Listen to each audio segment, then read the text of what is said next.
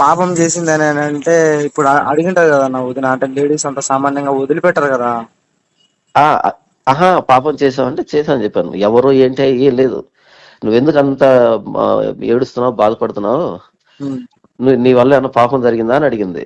ఉమ్, నేను ఇప్పటి నుంచి కాదు, నేను చాలా రోజులు నుంచి చెప్పాను. ఏం ఉమ్, చెప్పానంటే ఇంట్లో బాగా గొడవలు అవుతున్నాయిలే అంటే, నేనే సంతోషంగా లేను స్టార్టింగ్ నుంచి. ఉమ్, అడుగుతుంది ఎందుకు నాతో ఇలా ఉన్నావు, ఎందుకు నాతో ఇలా బిహేవ్ చేస్తున్నావు అని అడుగుతుంటే నేను చెప్పాను, దేవుడు నన్ను వదిలిపెట్టేశాడు అని చెప్తూ వచ్చాను.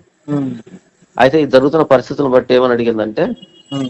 ఆ దేవుడు నన్ను వదిలేసా అంటున్నావు కదా, మరి పాపం ఏమైనా చేసావా అని అడిగింది నిన్న. ఆ, అడిగి చెప్పాను, అవును పాపం చేశాను అని చెప్పాను. మరి ఎవరితో నన్ను ఎవరిని అడగలేదన్న. ఏం అడగలేదు. నేను కూడా ఏం చెప్పను. నేను పక్కన వాళ్ళ జీవితాన్ని ఎందుకు తీస్తాను, అలా కాదు. ఆ నా ప్రాణమైన అలాంటి చెప్పను. చేశానని చెప్పాను.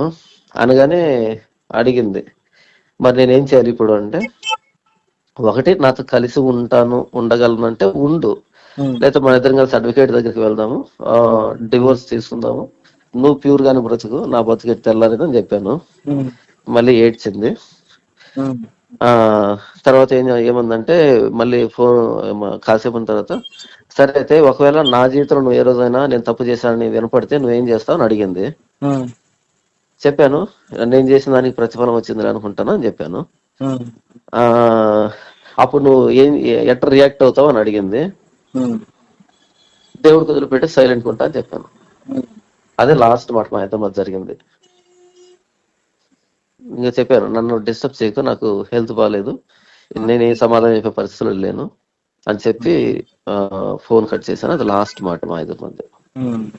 అది జరిగిన పరిస్థితి.